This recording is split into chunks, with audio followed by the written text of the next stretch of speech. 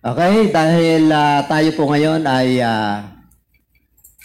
nag-celebrate na pagka February po, mula nung bata ako. Alam na natin yan, Valentine's Day.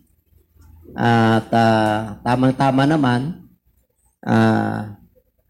dahil kahapon po nagkaroon tayo ng fasting. Nagkaroon po tayo ng fasting. Pang-GBS ko rin yung love. Faith, hope, and love. The greatest is love. Nangusap naman ang Lord. So, panoorin nyo yung online General Bible Study natin. Anong oras po yon? Salamat at nanonood na kayo. Dumami ng viewers. Dati 2. Ngayon, mga 20 na, 30 na. Salamat. Dagdagan nyo pa ha. Dublihin yung panonood nyo. Para makuha nyo kung anong makuha nyo yung sustansya. Kasi habang pinapanood natin, dapat din natin pagsawaan. Di tayo magsawa na umibig dahil ang Diyos po ay pag-ibig. Siyang unang umibig po sa atin.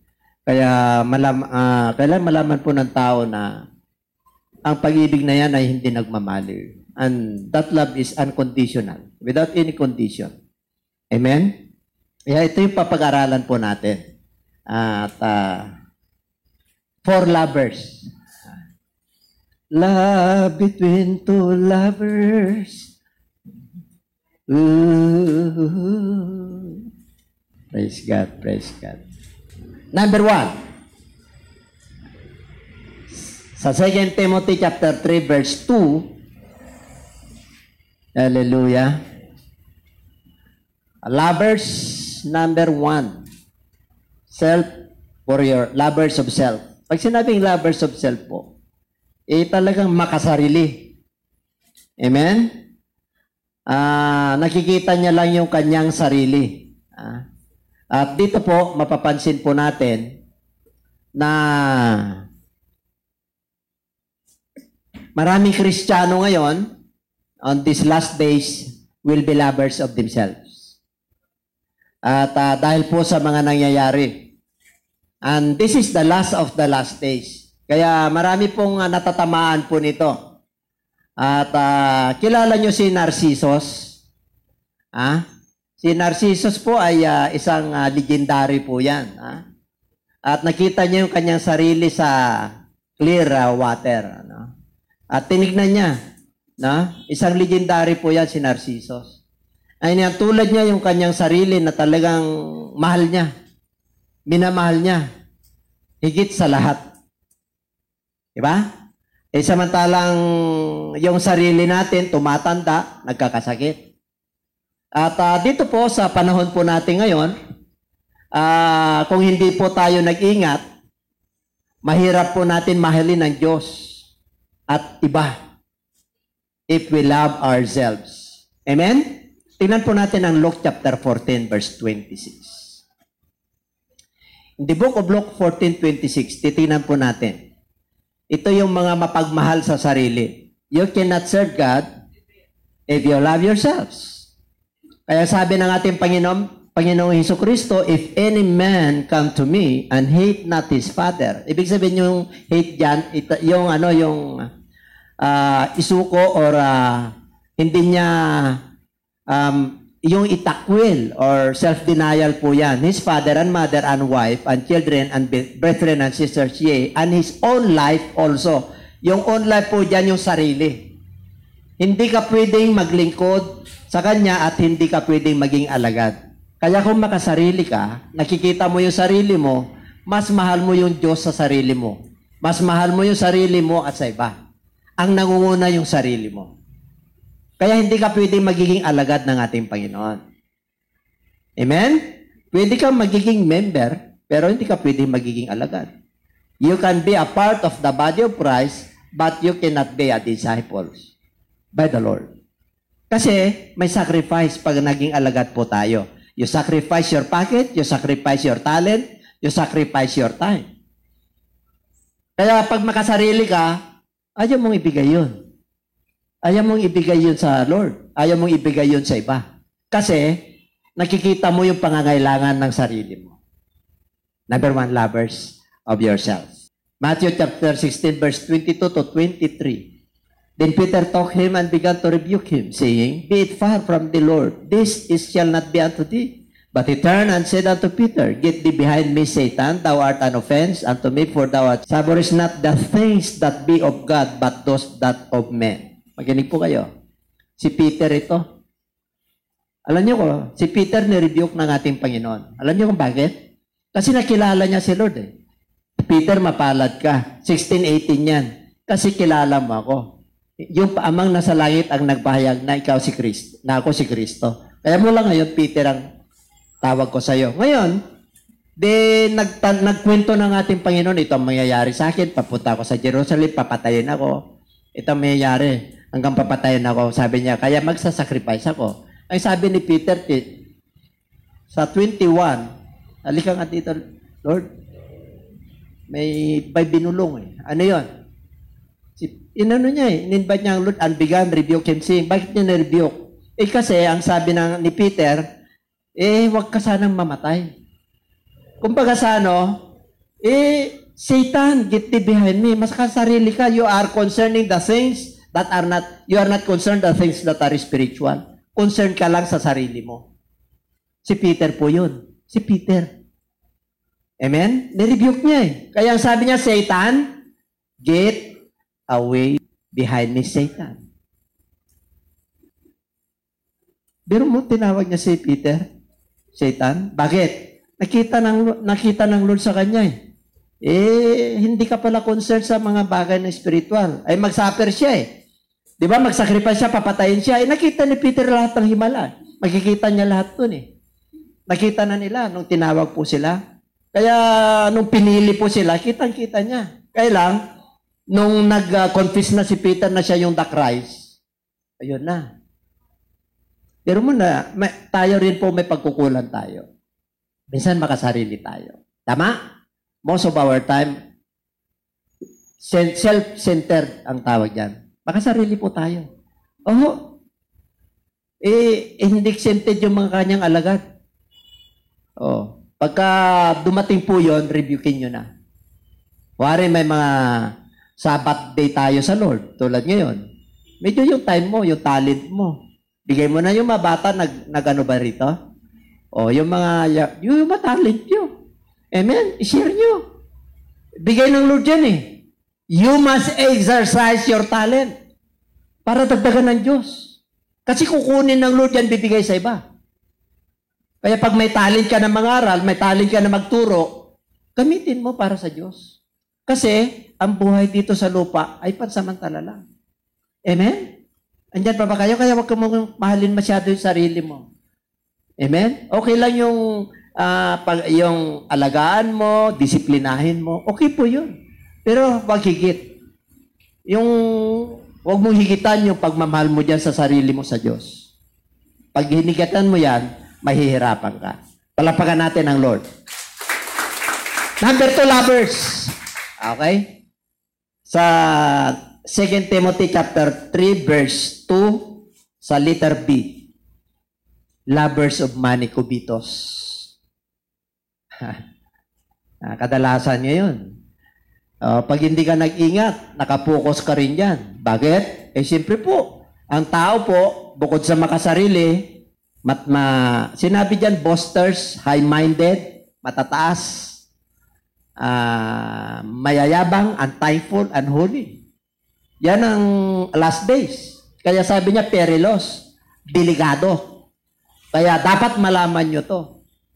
Okay? Ayaw ng Lord na tayo po ay mapagmahal. Ang pera po, ang kayamanan sa mundong ito, nandiyan yan. Kailangan po natin. Pero wag natin mahalin. Amen? Wag nating masyadong seryosohin na pag wala na tayong pera, galit na tayo. Hindi na tayo makamove on. Kasi may mga tao na ang pera sa kanila ginawa nilang Diyos.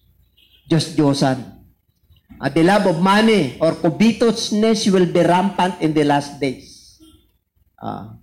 Marami rin nagtit sa money sa last days na talagang yan na yung kanilang kapangyarihan. The God of Mammon. Ito yung mga taong they are guilty to find hard giving their tithes and offering. Ang hirap na magbigay yung para sa Diyos. Alam nyo, tandaan nyo po, pati viewers natin, ang lahat ng nasa mundong ito ang nagmamay-ari ang Diyos. Wala tayong pag-aari. Ang measurement ng Lord sa lahat ng tao, yung 10%, kanya yon, huwag mong pagyalaman. Sa Old Testament, you must pay your tithes. Hindi inyo yan. Kaya sabi sa Malakay 3:10, pinagnanakawan niyo ako, sinabi niya, saan? Sa tithes and offering. Ang offering ay measurement of men. Nasa iyo kung magkano bibigay mo. Pero yung tithes sa Diyos, huwag niyong pagyalaman. Kung gusto niyo na pagpalain pagdating sa pera, sa kabuhayan, sa promotion, kung gusto niyo na pagpalain, ibigay niyo yung para sa Diyos. Huwag kayong masasaktan po. Sinabi ng Bible, subukan niyo ako. Huwag mong susubukan ng Diyos sa ibang bagay. Dahil makapangyarihan ang Diyos siya. Pero sinabi niya, subukan niyo ako pagdating sa pagbibigay ng ikapo at handog at alay. Pag sinubukan mo yan, He will open up the windows of heaven. Pag sinabi, He will open up the windows of heaven. God has money. God has many ways. Kahit na mahirap ka, basta matapat ka. Maraming pakit ang Lord. Pag sinabi niya, windows of heaven. Maraming paraan ng Diyos. Hindi natin alam. Basta nakikita ng Lord, that is not hindi in terms of amount. No. Hindi yung amount na tinitignan ng Diyos, yung katapatan mo. Kahit na maliit yan, basta tapat ka. Kasi paano mo may bibigay yung malaki kung hindi ka tapat sa maliit? Mag-i-start ka sa maliit. Lahat po ng pinagpala ng Diyos, yan ang kanilang sikreto. Maniwala na po kayo. Pag sinabi ng Lord na subukan niyo ako, bakit sa pagbibigay lang? Kasi alam ng Lord, ng nature ng tao maramot. Pag pinakalaman na yung pagkain niya, yung belly niya, hindi niya kayang ibigay. Kaya sinabi ng Lord, subukan niyo ako. Yan ay pag-pray niyo sa Lord, yung mga hindi pa nagbibigay. Yung hindi pa tapat. Pag-pray mo sa Lord yan. Kasi ang pagbibigay ay kaloob. It is a gift from God. Kaya yung measurement ng Lord, huwag natin pakialaman. Kasi darating ang devourer, darating ang sakit, darating ang manggagansyo, darating yung mga magano sa'yo, magsuswandel sa'yo. Na-block ka. You are spiritually blind. You know why? Hindi makakilos ang Lord sa financial mo. Kaya maganit. Kasi yung kanya, napapakialaman natin, ipapakain natin sa pamilya natin. Kaya minsan nagkakasakit. Yan po ang totoo. Masakit, pero yan ang totoo. Malaman nyo lahat, viewers. Gusto mo na pagpalain pagdating sa financial? Sa Lord ka umasa. Siyang resources ang lahat. The earth is the Lord's and the fullness thereof. All that they that dwell therein. Siya ang nagmamayari. And everybody say amen. Palapakan natin ang Lord. Kaya covetousness, one of the 10 commandments of the Lord, ayaw niya. Ano ba yung covetousness? Diba? Yung naghahangad ng labis at naghahangad na hindi kanya. Pagmamahal sa salapi. Kaya nais ng ating Panginoon na ibigay natin yung sa kanya.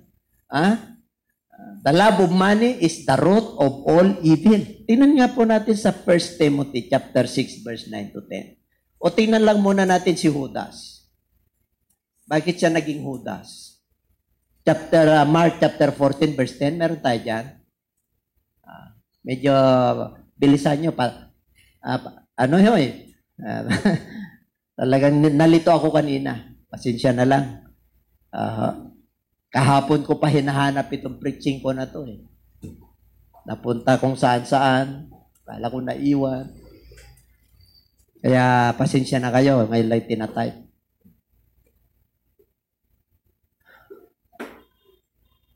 Mark chapter 14 verse 10. And Judas Iscariot, one of the 12, went unto the chief priests to betray him unto them. Binagbenta niya. Kasi, sabi ng Bible, at pumasok si Satanas kay Judas. Pag pumasok na po, ang kaaway sa inyo na huwag niyong ibigay yan. Sabi mo, Lord, tulungan mo ako. Ganyan po. Pagdating sa John chapter 12 verse 4, ito yung nung si Mary ay binuhos niya yung ointment.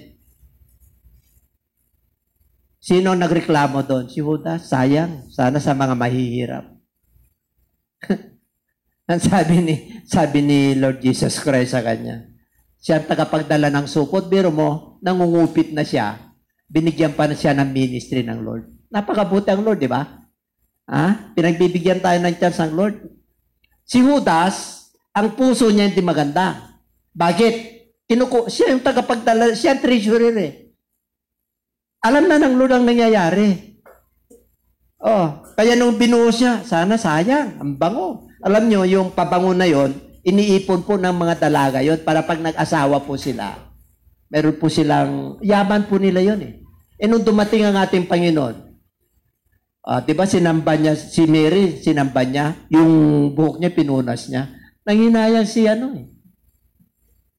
si Judas eh. Sabi ng Lord, yung mahirap nasa inyo lagi. Pero ito pinaghahanda niya yung kanyang kamatayan, yung kanyang burial. Kaya sabi niya, itong ginawa ni Mary, hindi mawawala ito sa kanya. Kasi the best yung kanyang pinili. Yun ang ibig sabihin. Ibig sabihin, pag nag-alay ka sa Lord, the best. And everybody say amen. The best. Hindi mo pinakailaman yung kanya, okay yun. Pero yung offering mo sa puso mo, bigay mo yung the best. Humingi ka ng pala, huwag mo siyang bigyan ng kutsara. Ano ibig ko sabihin? Pagdating sa offering, nasa measure mo yon, Lord, tulungan mo ako na lumaki yung aking offering. Ganun. Tingnan nyo. Sa una, 10,000 lang ang kita mo. Kasi nibibigay mo yung 1,000. Sa una, 5,000 lang, 550, o kaya 1,010, madali, 100 eh. 2,000. Pag tinignan ng Lord yung faith mo at matapat ka, kikita ka na ng 100,000. Titignan ng Lord kung may bibigay mo yung 10,000. Pag naibigay mo yon, 1 million, kaya ka niya bigyan. Kasi bigay mo. Gusto niyo? Depende sa faith niyo yan. Depends the measure of your faith. And everybody say amen. Okay. Kaya sabi ko, pagdating sa pera, talagang ngumiti ako eh. Bakit? Ikilala ko ang Diyos ko eh. Hindi ako nag-alala sa kinabukasan. Bata pala yung mana ko, kahit na wala kami pagkain, hindi ako nag-alala. Bakit? Alam ko ang Diyos ko, supplier eh. Hindi naman ako Gentiles eh. Mananampalataya ko, anak niya eh. Kaya hindi ako nag-alala. Hanggang ngayon, hindi ako nag-alala. Alam niyo, lovers month ngayon eh. Alam niyo si Pastora, grabe ang pagmamahal niya sa pagluluto. Tama na yung manok, okay na yun. Hindi. Yung biko mo, biko. Specialty ko yun. Hindi ako nagko-commercialize ng biko. Pinaluto niya ako. Akala ko tapos na. Yung pala may pansit pa. Ako, iwanan mo na yan. Kasi alas 10 na. Ganun siya magmahal. Kasi lovers month nga. Tama-tama, lovers for lovers eh. Lovers of yourself, lovers of money. Sabi mo sa katabi, ang tindi mo, no?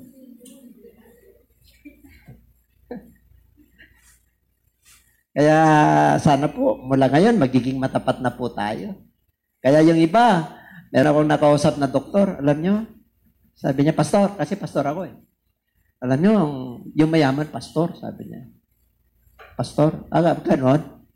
Hindi ako naniniwala dyan. Pananaw mo lang kako yun. At sino pa? Sabi. Siyempre, kasama ko ron. Doktor siya, doktor. Sino pa? Politician daw, politician.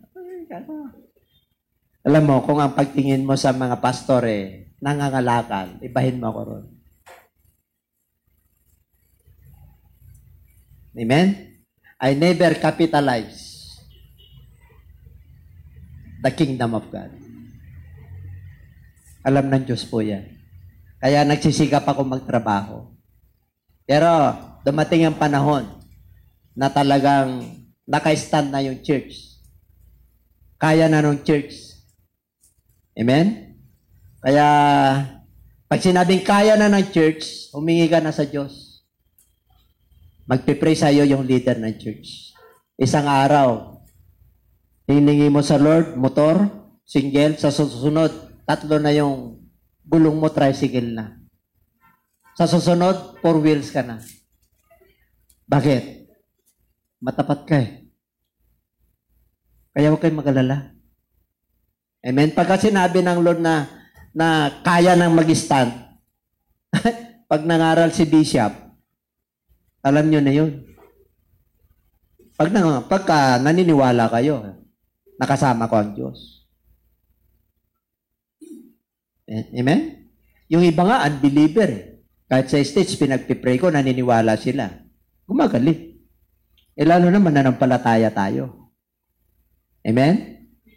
Pag sinabi ng Lord na pagbubuksan ko kayo ng bintana ng kalangitan, gawin mo na. Subukan mo na. Pag may dumating sa'yo ng 1 million kagad, ang hirap, pag ngayon lang ako magbigay. Ayun ka, opportunity mo eh. Amen? 1 million, biro mo, may mana ka. Yun ang opportunity. Yun ang maliit sa'yo. Kasi yun una eh. Naibigay mo eh. Ay sa susunod, may 10 million ka na. Naibigay mo eh. Itimbangin natin. Number 3. The last days, men will have, di ba? Wala nang interest.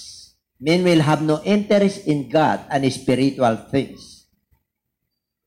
They find themselves very irrelevant. Alam mo nyo, sa last days, because of displeasure, karangyaan, wala nang panahon ng mga tao sa Diyos sa mga bagay na spiritual. Ang gusto lang nila, enjoy yung buhay nila. No time for spirituality. No time for God. Kasi, kumikita ang kabuhayan. Kaya ang dami. Kabi-kabila. Yung panahon niya, nandun na. Kaya, dito po sa for lovers na to, kilala nyo si Epicurus. Si Epicurus po ay philosopher. Philosopher niya. Eat and drink and be merry and tomorrow you shall die. Yan yung kanyang philosophy sa buhay. Amen? Maraming Epicurus ngayon eh. Sa panahon natin ngayon. Mag-enjoy na tayo. Dami tayong pera. Magagawa natin ang gusto natin. Pleasures of this world. Hindi nyo ba alam na yung pagkikipagsama sa pagkaibigan sa mundong ito ay kaaway ng Diyos? James chapter 4 verse 4. Meron pang James chapter 4 verse 4 dyan.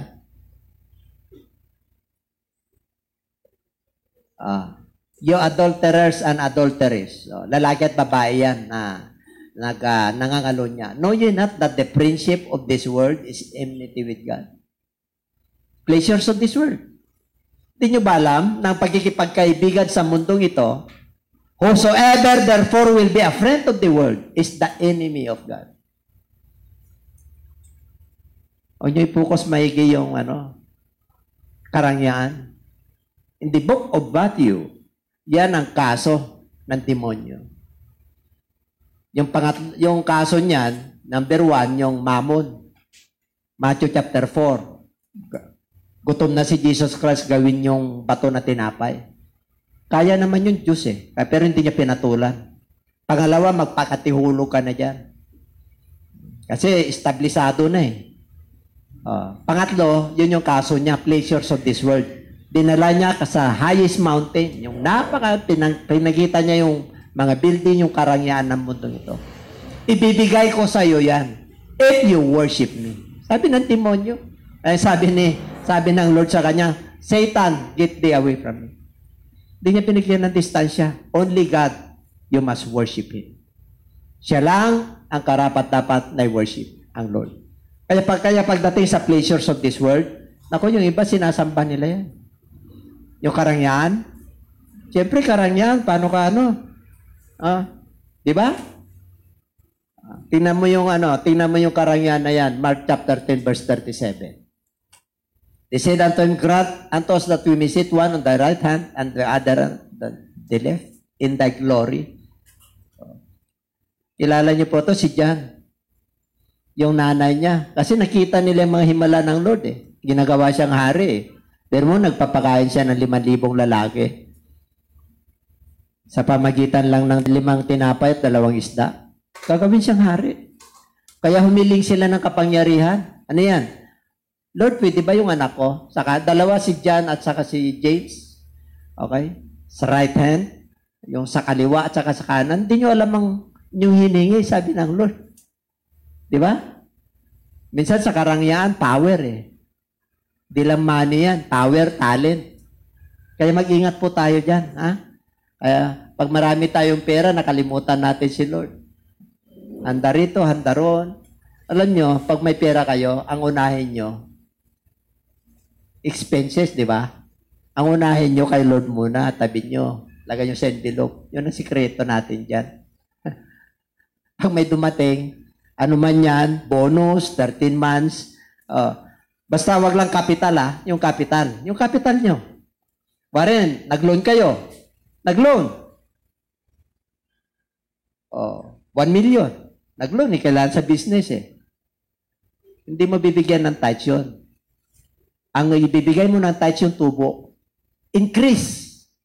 Kasi nilon nyo yun, babayaran nyo Kaya yung marami, na sila. Hindi, pag nag-loan ka at business ka, yung increase lang yung tubo, yun yung ibibigay mo kay Lord. Yung 10% nun. Yung kita mo. Yung iba matindi. Matindi yung iba. Sinatyanin nila si Lord. Kasi pag marami, 100,000. Gastos ko sa gasolina, gastos ko sa chowking, nililista pa. Ay, gusto nyo listahan tayo? Baka sa Lord, parabihan kayo ng lista. Hindi ganun po yun. Ware, napunta na naman tayo sa bakit ganito? Tinuturuan tayo, viewers, huwag kayo ma-open. Tinuturuan tayo para maging matalino tayo. Diba? Bakit mo kukumputan ng Lord? Di tayo nga kinukumputan Magkano oxygen mo sa Villaflor? Yung hininga mo. O kumputan tayo, sabi na Lord. Yung natural resources. Akin lahat yan. Kinukumputan mo ako. Ang ibig sabihin, ware, meron kang load. 30,000 yung nyo, mga teachers. Neto, may load kayo O di, doon kayo magbablase. Huwag mong isama yung bangus doon at saka yung manok. Hindi, bibili ako mamaya ng manok. Hindi ganun yun. Hindi, ibig sabihin, hindi ka tapat. Kasi iniisip mo kagad, kulang. Pag dumating ang blessing nyo, Lord, pagkasyahin mo po ito. Samahan mo po ako. Huwag niyong titignan na negative kaagad. Nako, mangangamuti ako rito. Instead na manok yung kakainin ko, sisiw na lang. Instead na sisiw, itlog na lang.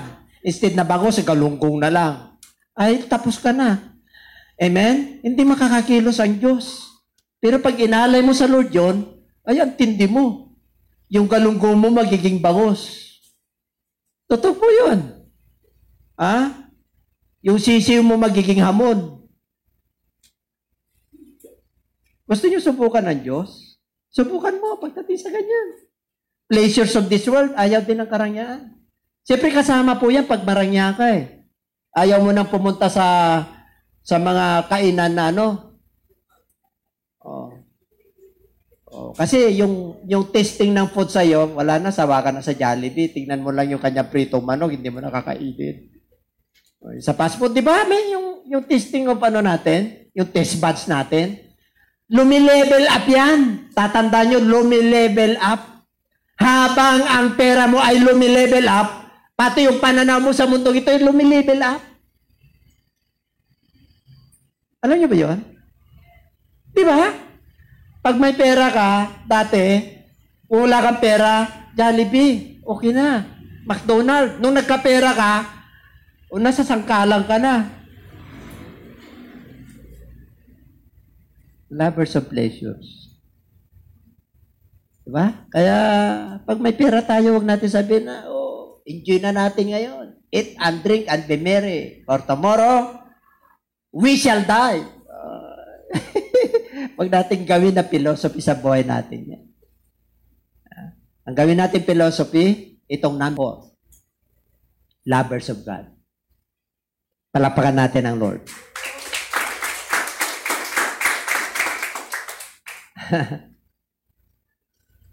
Pagka Valentine's kasi, talagang nakakalimutan nila ang Lord. Kaya number 4 ang Lord eh. Sabi niya naman, I am the Alpha and Omega. Diba? I am the beginning and the end. Inuli niya na yung sarili niya eh. Kasi nakakalimutan siya. Lover of yourself, lovers of money, lovers of these pleasures of this world. Number 4. Dito na tayo. Umpisa pa lang yung introduction yung number 3. Number 4 po, dito ang climax.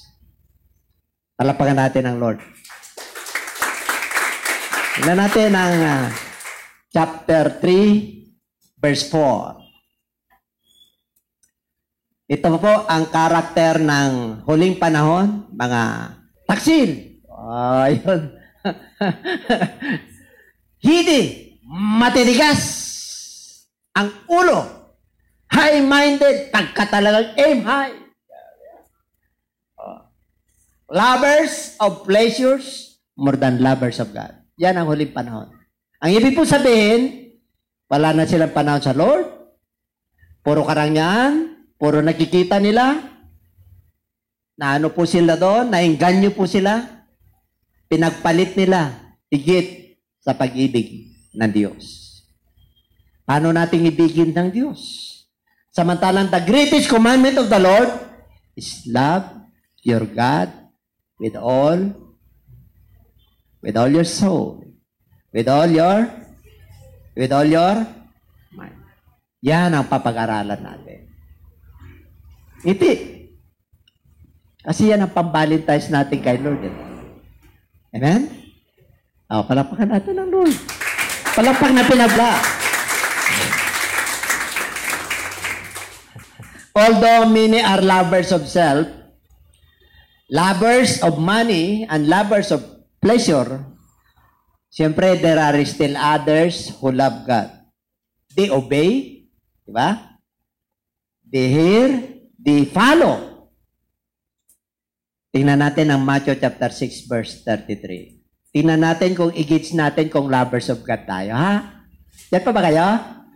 Nakakaintindihan tayo, mga viewers? Tingnan natin, i-gauge natin, ha? Kung baga sa thermometer, tingnan natin yung lagnat natin kung pasado sa COVID.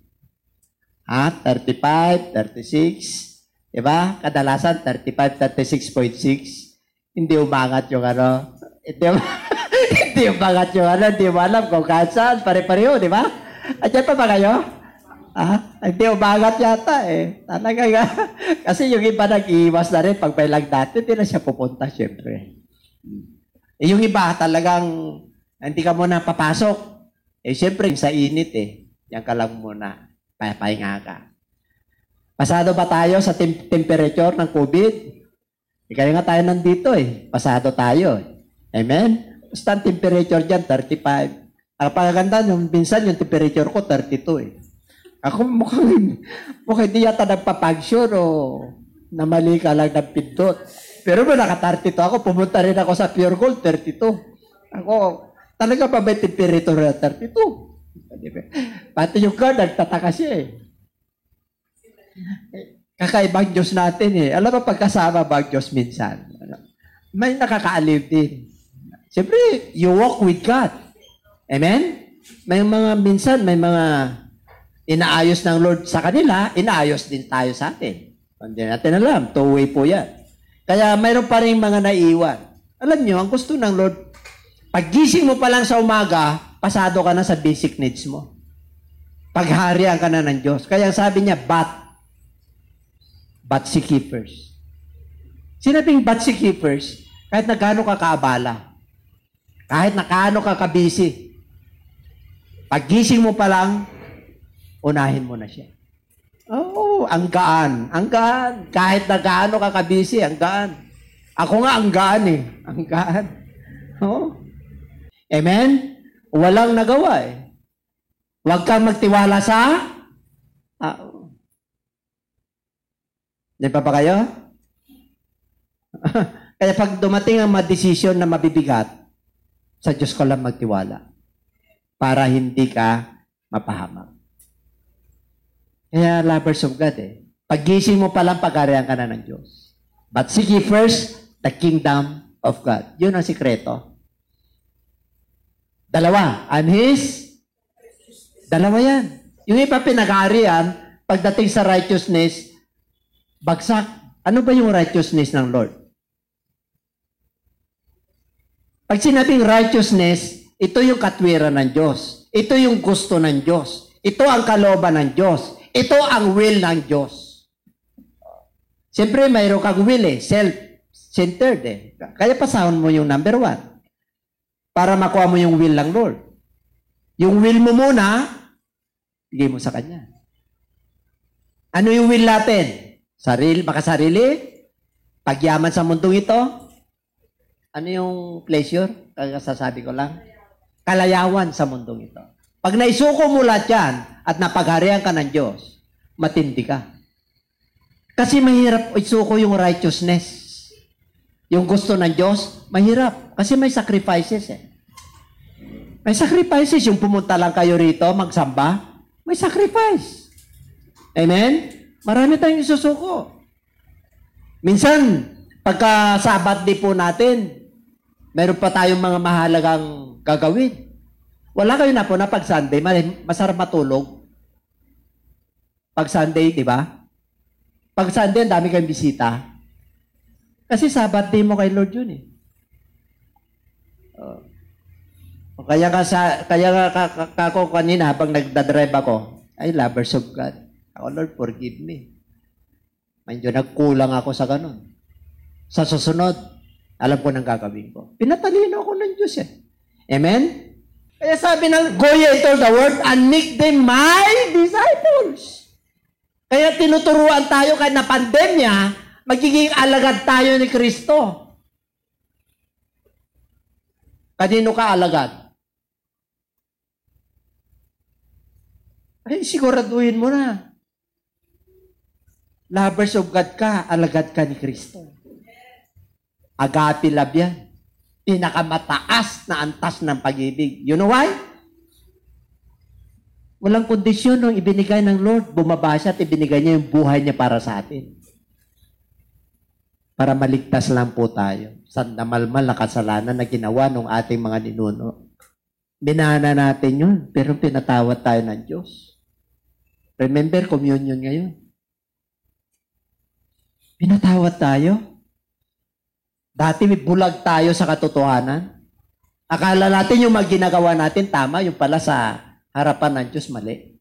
Biro mo naliwanagan tayo sa ganon? Spiritually blind, na-enlighten tayo sa liwanag dahil sa salita ng Diyos. Dahil sa pag-ibig ni Kristo. Mula ngayon, wag nating unahin yung sarili natin. Mula ngayon, wag natin tayong umibig sa salapi. Mula ngayon, wag nating ibigin ng mundong ito ng kalayawan. The lust of the flesh, the pride of life, and the lust of the eyes. Kung mayroon tayo niyan, wala pag-ibig ng Ama na nasa atin. Gusto mo na maramdaman yung pag-ibig ng Diyos na hindi ka mapahamak? Itong gagawin mo. Pag-gisil, but seek ye first. Pag may problema kayo mag-asawa, but seek ye first. Pag may problema ka sa financial, but seek ye first. Pag may sakit ka, but seek ye first. Tingnan mo isang araw. Pinagpala. And everybody say amen. The just shall live by faith. Pag ikaw ay mananampalataya ka, pinapahintulutan ng Lord na kakapusin ka para gumana ang pananampalataya mo. Para may demonstrate ng Lord yung kanyang kapangyarihan na siya yung tunay na Diyos na sinasamba mo. Kaya pag kilala mo ang Diyos, mapanubok ang Diyos. May sakit ka, kala mo malala na yung sakit mo. Yung pala pag nagpa-doktor ka, bibigyan ka lang pala ng aspirin. Pag bibigyan ka lang, ay ano lang, sikmura lang yan, iotot mo lang yan. Mag-cremil-is ka lang yan. Pero ikaw, kasi, hinanapan ka ng Lord ng faith. Iniisip mo kagad, magkano kayang gagastusin ko. Eh samantalang iniisip ng Diyos sa kabutihan mo. Sabi ng Lord, hindi ka mapapahamak. Iniisip mo, mapahamak ka kagad. Magkaiba tayo. Iba ang ano ng Diyos. Pamantayan niya, iba. Kaya pag sinabi niya na pinagaling na kita, ay magaling ka na. And everybody say amen. Pag sinabi niya na pinagpala ka na, kahit wala pa yung sasakyan mo na sa'yo, wala pa yung pera mo na sa'yo, pinagpala ka na. Bakit? May kinakain ka kahit na wala kang pera eh. May pagkain ka kahit na tama-tama lang dumarating sa'yo. Minsan pa, paintulutan ng Lord, nandyan yung apo mo, nandyan yung mga angkan mo. O tinitignan lang Lord kung magreklamo ka. Pag nagreklamo ka sa susunod, hindi na sila pupunta sa'yo. Hanap-hanapin mo naman sila. Saan na kaya sila? Ang tawag po dyan, attitude check. Ano yung attitude check? Examine yourself. We must test the spirit that is within us. Kailan, pag lovers of God ka, we're not perfect. But we are going to perfection. Because of the righteousness of God.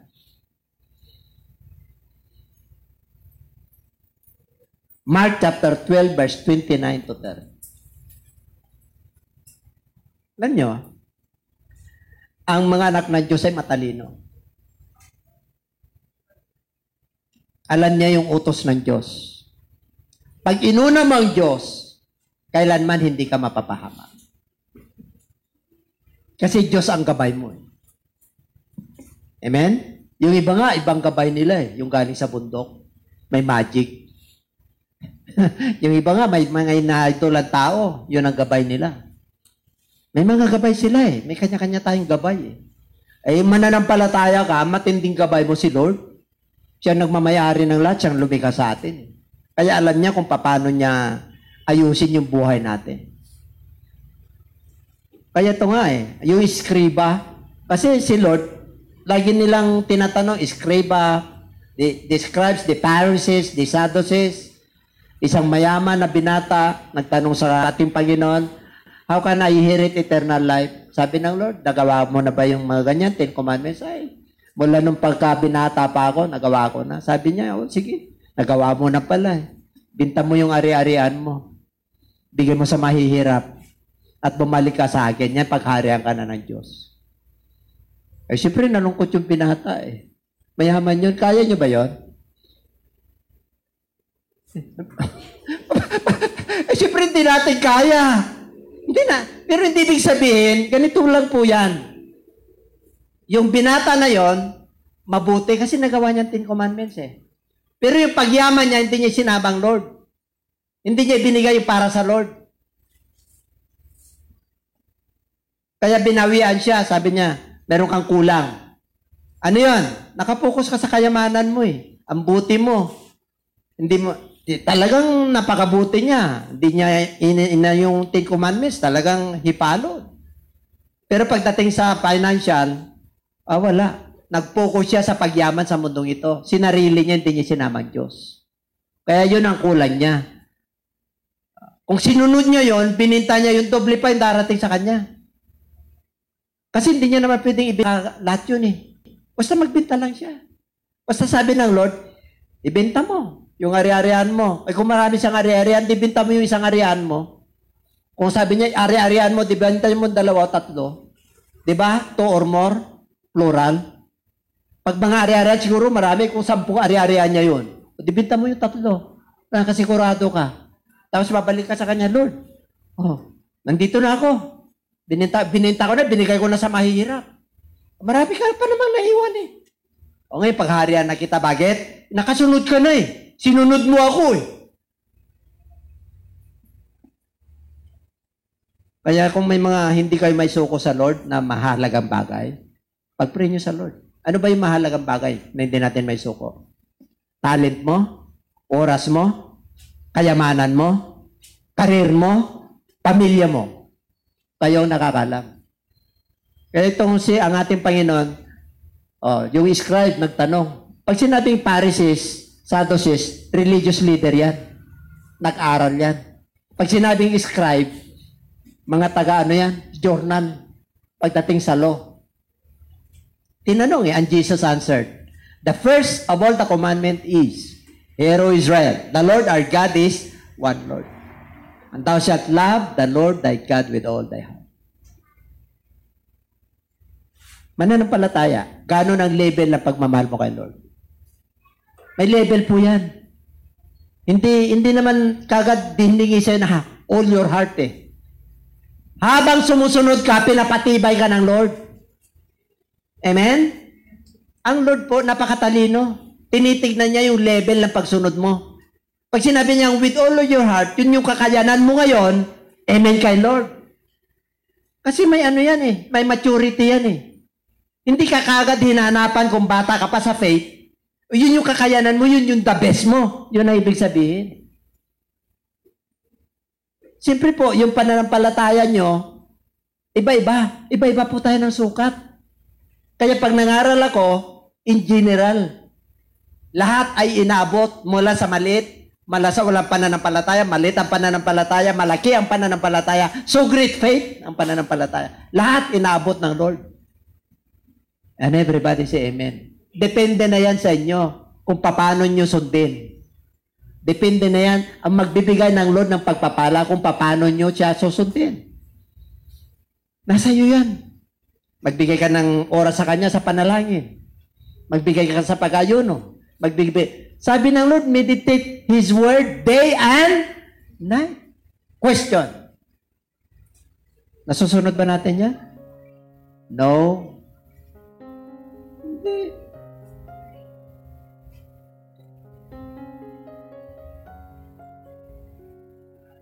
To be honest. Hindi. Pero pagka worker ka na at pastor ka na, dapat lang. Amen? Kung hindi ka worker, okay lang. Pero pag, ano ba naman, 24/7, ano ba naman, mag-meditate ka? Lovers of God. Hallelujah. Ganun. I-meditate mo yun, paano kita mamahalin Diyos ng buong puso. Tuturuan ka naman ng Diyos eh. Alam niyo ba na ang salita ng Diyos ay napakalawak? Yung karunungan ng Diyos, alam niya ang lahat ng bagay. Alam niya ang iniisip mo. Alam niya ang future mo. God is everywhere. God is omnipotent, omnipresence. Alam niya, kilala niya tayo. Kaya nga, if you walk with God, sigurado ka na. Pag sinabing walk with God, lahat ng aspeto ng buhay mo, kasama mo ang Diyos.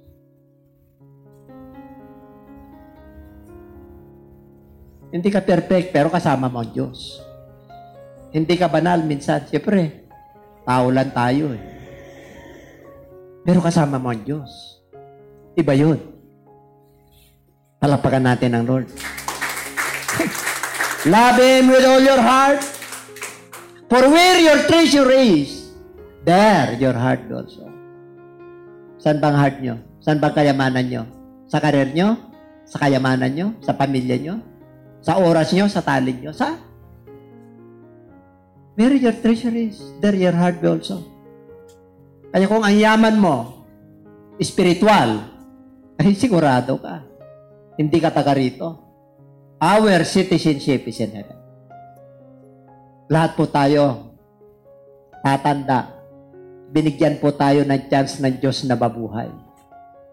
Gawin mong make out the best of it. To maximize. Pero may ginawa ng Diyos sa atin, binigay niya kanyang buhay. Ano ba naman yung, di ba?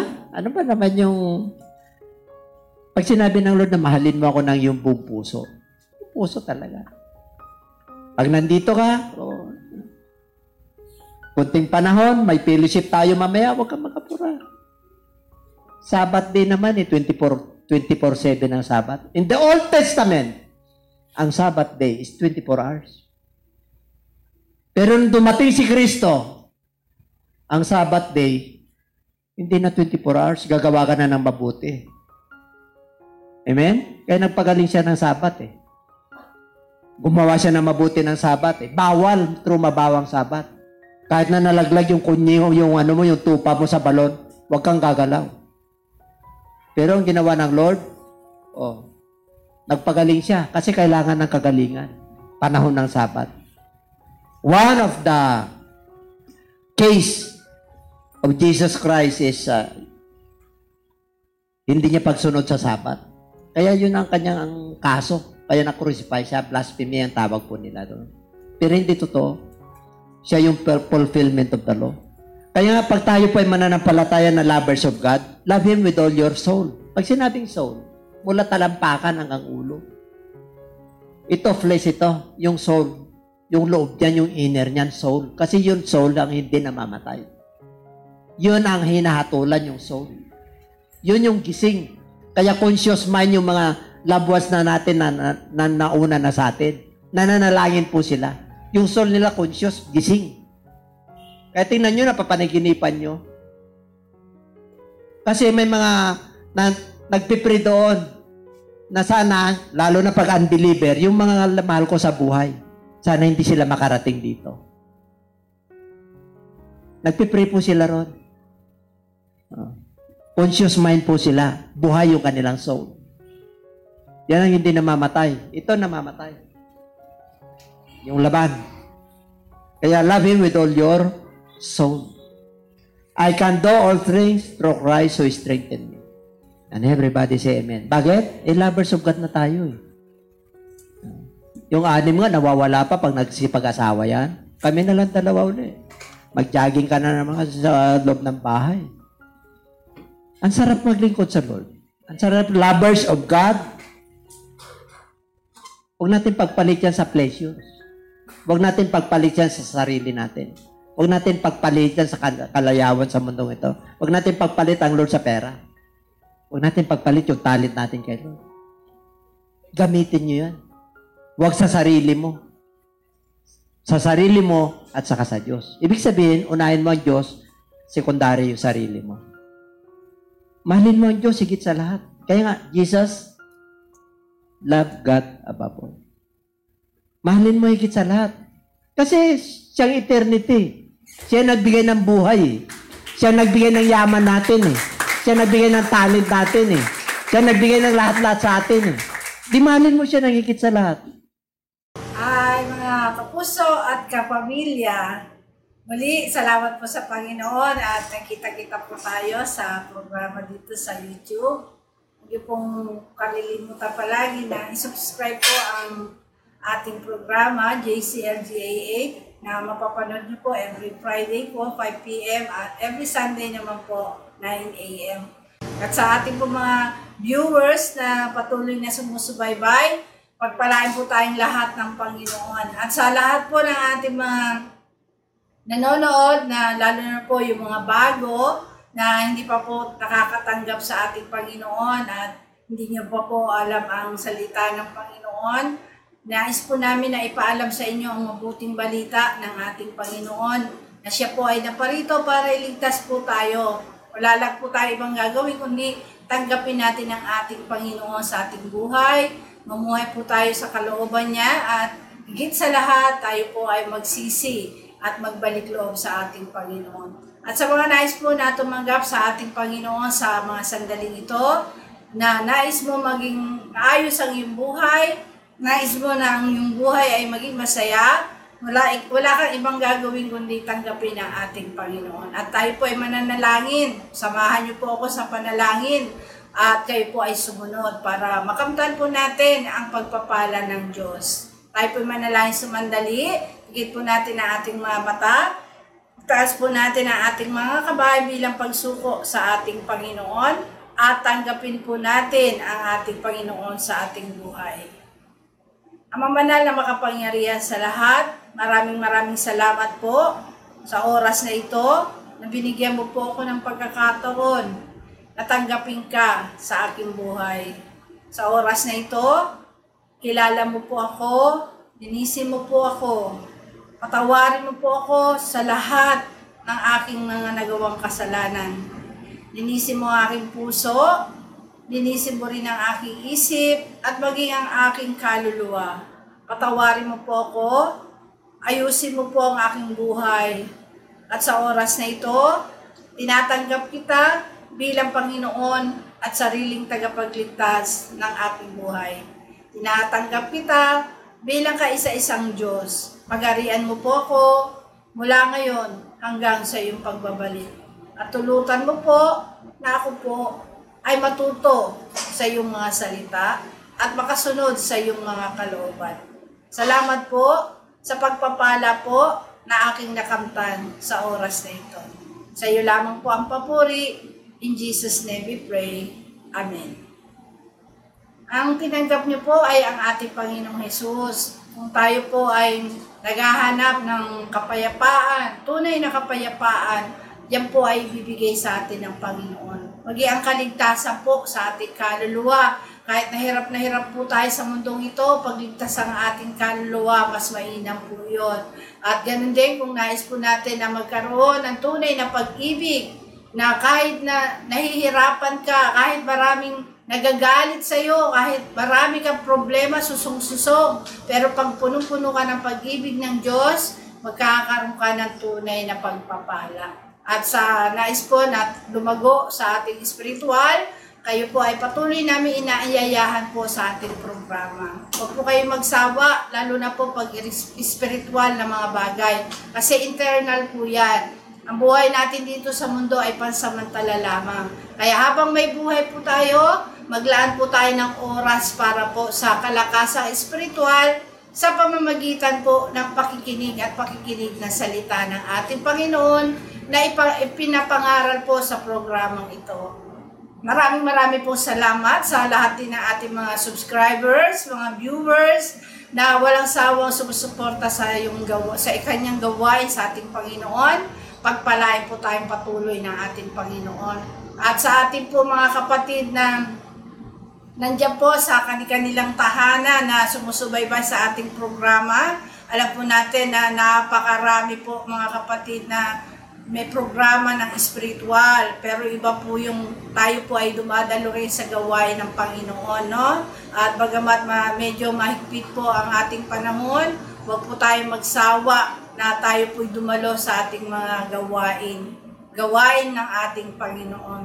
Pagpalain po tayong lahat at tayo po ay magpatuloy sa ating paglago spiritual. Sabi nga po ng Bible, na tayo po ay magsisi, tayo magpabautismo, at tayo'y tatanggap ng kaloob ng Holy Spirit. Yung ating pong ginawa kanina ay pagsisisi bilang pagtanggap po sa ating Panginoon. Pangalawa, tayo daw po ay kasama ng Panginoon sa paglilibing. Paglilibing sa ating mga kasalanan sa pamamagitan po ng bautismo. Sapagkat ang bautismo po ay nagkakaroon ng kaligtasan. Kaya nga sinabi ng Bible po sa Mark 10:10, ang sino man sumampalataya at mabautismuhan ay maliligtas. Kaya wag po kayo matakot na magpabautismo. Kung nais nyo po na tanggapin po ang tunay na kapatawaran at paglilibing sa ating mga kasalanan, kailangan tayo po ay mabautismuhan sa pangalan ng ating Panginoong Hesus. Bakit po sa kanyang pangalan? Sapagkat yun po ang ibinigay na pangalan para tayo po ay matubos. At ganoon din ang Holy Spirit, pag malinis na po tayo, nahugasan na po ang ating kasalanan, nalinis na po tayo, syempre po, ibibigay sa atin ng Panginoon ang Holy Spirit na siyang mag-guide po sa atin sa buong katotohanan at tutulong po sa atin para mamuhay ng may kabanalan, ng may kaayusan at mayroong pong paggabay ng ating Panginoon. Nawa makuha niyo po ang mabuting balita ng ating Panginoon habang may panahon pa po. Hindi po natin masabi ang ating panahon, mga kapatid. Hindi po natin hawak ang ating oras. Hindi natin hawak ang ating buhay. Ang Panginoon lang po ang nakakaalam. Mas maganda po, tayo po ay nakahanda sa pagbabalik ng ating Panginoon. Ang mahalaga po, yung ating kaluluwa ay maligtas. At habang tayo po ay buhay, mga kapatid, maging buhay na patotoo po tayo sa iba. Maraming po salamat sa pagpapala po na ipinagkaloob sa atin ng Panginoon sa araw na ito. Happy New Year po sa inyo, 2021. Nawa mas maganda po ang ating maging kinabukasan pag tayo po ay nasa Panginoon. At salamat po sa ating Panginoon at patuloy po niya tayong binubuhay, no? Taon ng 2020, grabe po yung nangyari sa buong bansa. Pero wag po tayo mag-alala, magkasama po natin ang Panginoon, hindi niya po tayo pababayaan. Tayo po manalangin na muli para po sa pansamantala po nating paghiwa-hiwalay.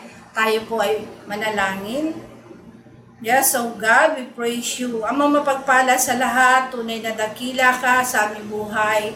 Wala po kaming magagawa kung wala ka, Panginoon. Maraming pong salamat sa buong taon na iningatan mo po kami, binigyan mo kami ng kalakasan, ng hininga, Panginoon, upang makasama po namin ang aming mga mahal sa buhay. Salamat din, Lord, at patuloy mo kami binigyan ng kalakasan, pinakain mo kami sa araw-araw, dinamitan mo kami. Maraming salamat po, Diyos, sa aming buong sambahayan na iningatan mo rin, pinoreteksyonan mo kami, Lord, sa anumang gawa ng kaaway. Salamat po, Lord, na haharapin po namin ang 2021 na may panibagong lakas, panibagong pag-asa, panibagong paglilingkod muli po, Diyos. Patuloy, Lord, na itataas namin ang iyong dakilang pangalan, sapagkat kung kami ay nasa iyo, Panginoon, walang magagawa ang kaaway. Maraming salamat din po, Lord, sa aming bansang Pilipinas na patuloy mong ginagabayan ng mga namumuno, lalong-lalo na po kami mahal na Presidente Duterte. O Diyos, sa iyong mapagpalang kamay, patuloy po namin siya itinataas sa iyo. Gabayan mo siya at sa lahat na sumusuporta sa kanya, mga cabinet members, mga senado, Lord, senators, mga opisyales, Panginoon, nawa, bigyan mo sila ng gabay mo rin upang maunawaan nila at maayos po ang kalagayan ng aming bansa. Pagpalain mo rin, Diyos, ang aming bansa at marami pong mga tao, Pilipino, ang makakilala sa iyo bilang nag-iisang Diyos na buhay, na siyang nagbigay sa amin ng buhay. Amin kaisa-isang Diyos na naglikha ng langit at lupa, na sa iyo'y sasamba sa Espiritu at katotohanan, at matututo sa iyong banal na salita. Salamat, Lord Jesus, sa patuloy na pagbibigay mo po sa amin ng pagkakataon na makapaglingkod sa iyo through this social media, Panginoon, na maipahayag ang mabuting balita ng kaligtasan. Tulutan mo, Diyos, na maraming tao ang ma-enlighten, Panginoon, sa iyong mga turo. Maraming tao ang tatanggap sa iyo bilang tagapagligtas, ang Savior ng kanilang buhay, at higit sa lahat, mamumuhay ng may kapayapaan na nagmumula sa iyo. Maraming pong salamat. Patuloy mong pagpalain po ang iyong programa ng JCLGAA. Pagpalain mo po ito at gawin mo itong blessing at kalakasan sa lahat ng mga tao upang sila, O Diyos, ay mamulat sa iyong sa katotohanan. Thank you, God. We love you and we praise you. Thank you so much. In Jesus' name we pray. Amen. Thank you and God bless.